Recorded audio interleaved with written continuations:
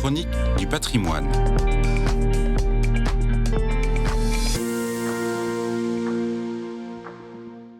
Bonjour. Aujourd'hui, nous allons parler de l'appellation enclos paroissial qui apparaît en 1929 sous la plume de Francis Gourville.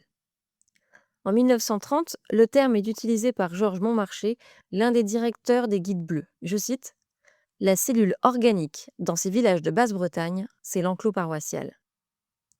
Née à l'aube des années 30, l'expression enclos paroissial se banalise après-guerre grâce à la promotion touristique.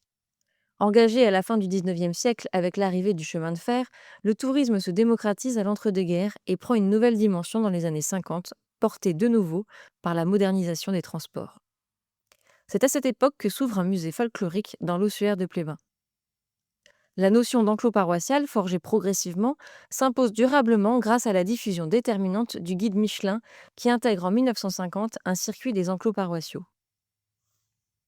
À la fin des années 60, le circuit des trois enclos, balisé par les célèbres panneaux Michelin, relie Saint-Égonnec, Guimillot et Lampol-Guimillot. Les ossuaires se transforment en petits commerces de cartes postales ou en musées, comme à Sizun en 1965. Porté par ce succès, le concept d'enclos paroissial se développe au-delà de la promotion touristique. Il devient une référence, une sorte de label. Hôtels, bars, crêperies, galettes et événements utilisent le mot enclos. Ainsi se forge l'image de marque du pays de Landivisiau, instrument de cohésion sociale et outil de marketing territorial. Le pays des calvaires, tel qu'on l'appelait au début du XXe siècle, devient le pays des enclos. Le regard de l'autre, voyageur ou artiste, façonne la représentation de l'enclos chez les habitants. La fréquentation des lieux produit la patrimonialisation.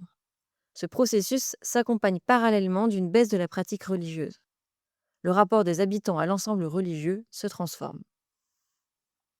Dans la nuit du 7 juin au 8 juin 1998, un incendie se déclare dans l'église de Saint-Égonnec. 7 ans plus tard, la restauration sera achevée.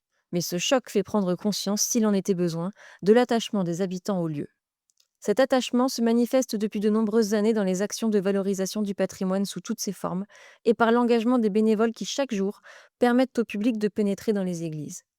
Les restaurations récentes ou la création contemporaine rappellent que les enclos sont des espaces en perpétuelle mutation qui inspirent encore les architectes contemporains.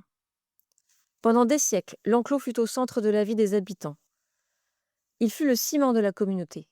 Devenu patrimoine, il renvoie aux habitants des représentations positives, la cohésion du groupe, la prospérité et l'ouverture aux influences européennes.